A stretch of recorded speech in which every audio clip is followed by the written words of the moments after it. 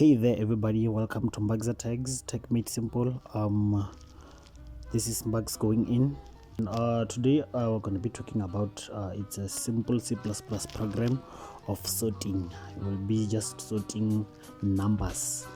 So we'll be sorting given numbers in an array. So can quickly jump into code blocks. So let me just simply give an array, because we just need an array and then we have to sort those numbers in an array. So first I would like to start by declaring my array and give it a size of okay, so we cannot use this size because as you can see it's green. Once it's green, it means that it's already a function, it's already used somehow. So let me just write size is equal to, let me say 10.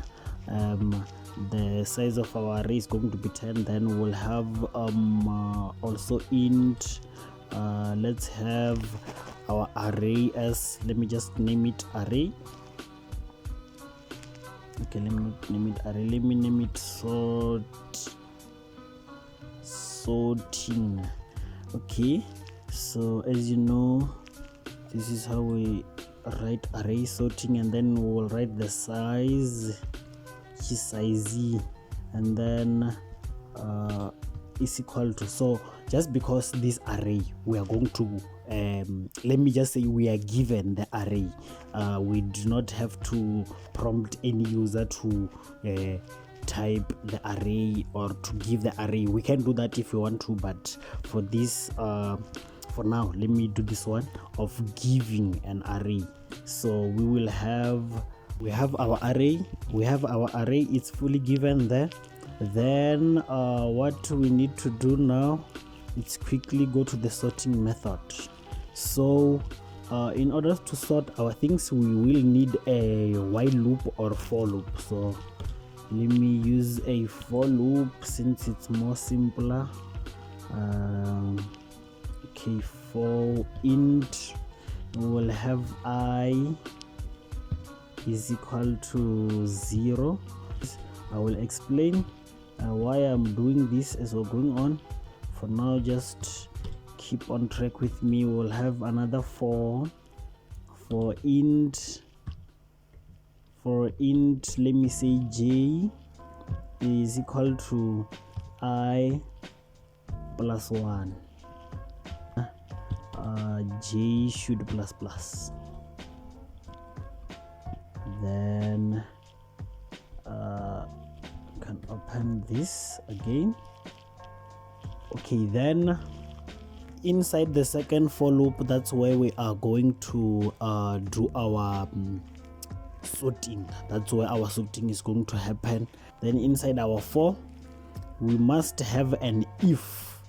This if is the one that's going to help us convert this. So what happens in our if statement? Our if statement should be able to determine, okay, which one is greater than which one. Then since you know that if statement is for, I have said this in my previous lessons, that if statement, you usually use it when you want to compare things. So here you will be comparing, okay, which number is greater than which one. So if this one is greater than this one must be changed and be put here. So let's go. We'll be able to see. So if sorting of index I, which is 0, because our I is starting as 0 here, our I starting as 0. So here our index is going to be 0, meaning it's going to be taking the first element of an array, which is 99 there. So if 99 is greater than, so what we want to do here is to compare this first number and the second number. If 99 is greater than 47, then 99 must be switched and be put on 47. 47 must be switched and put on 99, meaning 47 will be our first element now, because it is less than 99. So that is what we are trying to do here. So we will be if sorting of I, which is 99, is greater than sorting of j, where j is I plus 1. I plus 1, which simply means 0 plus 1, which is 1, meaning our j is 1. Our index here of sorting is 1, meaning it's going to be this second element, since you know how we count indexes. So if sorting of I is greater than sorting of j, then what do we do? Then we will open these curly brackets again, and we will say, if you can remember, there were other videos I've done the process of swapping numbers. Here it is needed also. So here you will need to apply a lot of things. Swapping numbers, if you remember, usually I do it by saying int and say temporary variable. So temporary variable, and then I will have to say int temporary variable is equal to the first element, where the first element is sorting of index I. So our first element is going to be int temp is equal to sorting. So our temp now has taken the value of our first element. So our it's more like our sorting I now doesn't have any value. It doesn't have anything. It's empty. It's been taken by the temporary variable. So now we will have to go to sorting of index I, which is empty right now. Now we are assigning it to sorting j. Then now it simply means that sorting j has been taken, it's more like sorting I is cloning sorting j.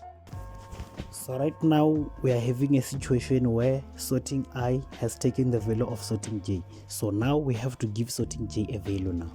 So sorting of j, of index j, will have to be equal to temp,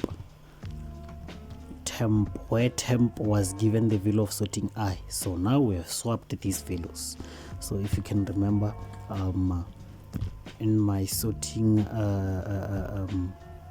lessons, this is what I basically did. So here now we're just left with outputting. So meaning we'll just have to say cout and say maybe sorted, and say sorting of index I, because index I starting at 0 and we need them from 0. So I think here we're done.